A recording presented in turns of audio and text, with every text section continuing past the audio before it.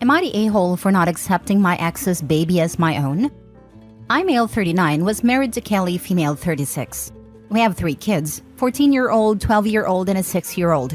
Kelly got pregnant early in our relationship, and we got married when my firstborn was 1-year-old. Then she decided to be a stay-at-home mom. She met Josh. He was a fitness trainer. Kelly told me she was no longer attracted to me and wanted divorce. I suggested therapy, but she said she saw no point since the attraction is gone. We have now 50-50 custody of our kids, and I pay child support and alimony since she has no job. She got pregnant by Josh after a hookup, but Josh disappeared when she told him about the pregnancy. She's about to give birth soon. She told me last night she want to give the baby my last name so all kids have the same last name. I said that's odd, since my name wouldn't be on a birth certificate. She said, "That's what I'm saying. You have always been a great dad, and it's cruel that the baby would be left out while the siblings have you." I said no, and I doubt she legally even can without my consent. I only care about my kids. She said I'm heartless and cruel. After all, baby will be my kids' siblings. Am I the a-hole?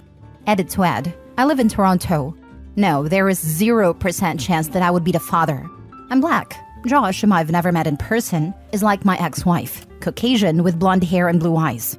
So the baby will clearly look so different than me and the kids. I'm not sure why Kelly plans to lie to the poor baby about the dad. I'm not trying to be cruel or be malicious.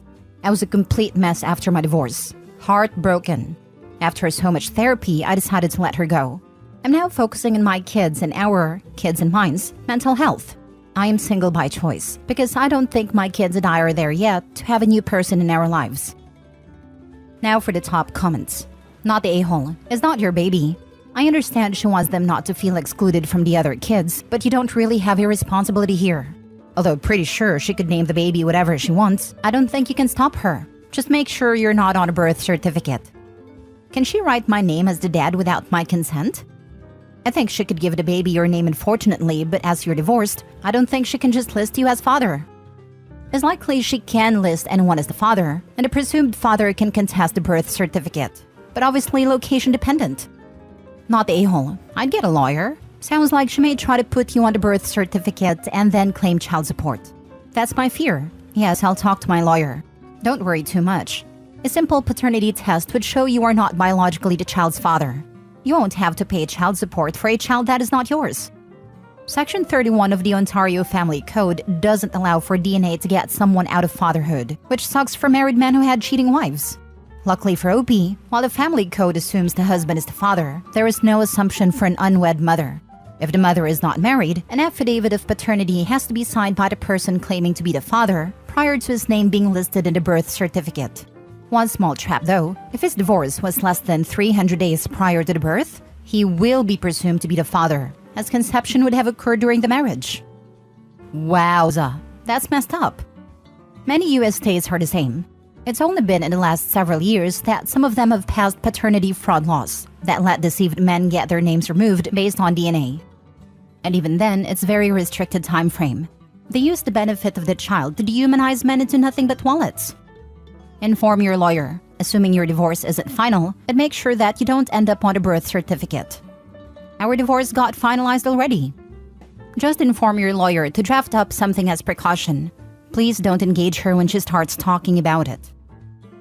Next story. Am I the a-hole for telling my husband I don't care about his kids? I know I sound like the a-hole right from the get-go, but please hear me out. I, 39 female, got married to my 42 male husband 5 years ago. He had 3 kids at a time who are now 10 female, 14 female, and 17 male. I got along with them really well for the first year. They didn't call me mom or anything, which was never ever enforced. I always let them know that they were allowed to call me by my first name. Their mom has not liked me from the start. She has constantly showed up to my doorstep yelling at me, saying I'm trying to steal her kids. I have tried to sit down and talk to her, explaining that her kids love her and would never replace their mom. She still continues to tell them that rubbish. At around the 2.5-year mark, the kids started pulling pranks on me. I assumed it was harmless, like putting baby powder in my hair dryer or greasing up the stairs. Looking back on it, it should have been a sign. The rubbish their mom kept telling them eventually got to them, with her going as far as saying she was the mistress, which is why Daddy and I divorced, which is completely not true. The kids would then start disobeying me. It all started little, like not putting their shoes away, leaving dirty clothes on the floor. Then it down spiraled from there. They would start screaming at me, the eldest going as far as calling me a home-wrecking whore, which honestly left me in tears. These past 4 years, I've been subjected to bullying within my own home. I've spoken to my husband several times about all these situations. He brushes it off, saying they're still adjusting to change or it's all just jokes. Yesterday was my final straw, when the 17 male and 14 female sold my gold earrings that were for my grandma, and they split the money. I told my husband that I was getting a divorce because I can no longer do this. He begged and pleaded with me and said, "Don't you care about the kids?" I told him I didn't care about them one single bit. I'm at my parents' house now, and he keeps texting and apologizing, saying he'll buy me new ones. I'm yet to respond. Am I the a-hole? Call the cops and file a report to get your stolen items back, or at least to force accountability. You were wise to leave. Don't look back. Not the a-hole. This, report them stolen. They need to know there are consequences for their actions. This, if they were pawned, hope he may get them back. I hope she does. What cruel children. Part of me thinks there is a very good chance the ex-wife has it. Not the a-hole. After 5 years, they should have been adjusted. And no, greasing the stairs is not just a joke. I'm sure he's aware of the change in the kid's behavior. He's ignoring it because he doesn't want to have to deal with it. Those earrings had sentimental value. They can't be replaced, but what his kids did was a crime. There is another comment saying you should report the theft to the police, and I totally agree with that. Those kids stole your earrings, sold them, and shared the money. They need to learn that actions have consequences. These kids have made your life a hell for 4 years, and your husband has condoned that by not speaking to them. I wouldn't care about them either. Yeah, greasing the stairs is serious, an attempt to injure you seriously. You don't have a stepkid problem, you have a husband problem. His ex threw you to the wolves and he has done nothing but blow you off and dismiss your feelings and concerns. Just joking is the rallying call of every bully on the planet. Get a divorce. Why should you care about kids who are bullying you beyond reason? Or for a husband who watches it happens and does nothing. Get the heck out of this totally dysfunctional marriage.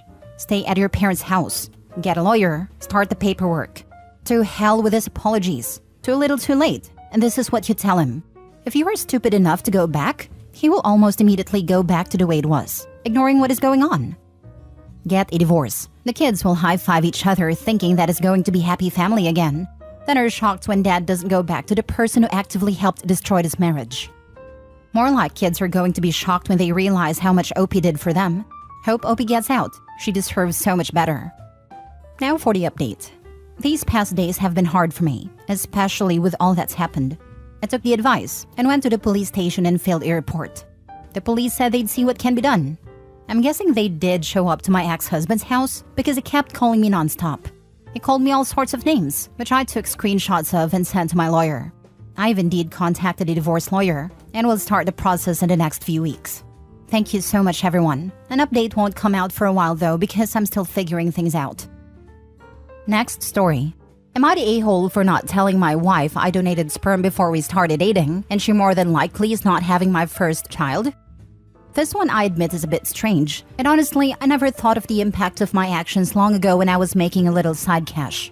Long story short, I was in college about 15 years ago, and like every college student, I was low in cash. And I was flipping through the school paper and saw an ad for a sperm donation. It said something along the lines of, no mental illness, no drugs, no alcohol, excellent physical shape, come make $500 a month. It sounded like a scam, but I went to the address and it was a legit doctor's office looking place. Everything looked legit, paperwork and all.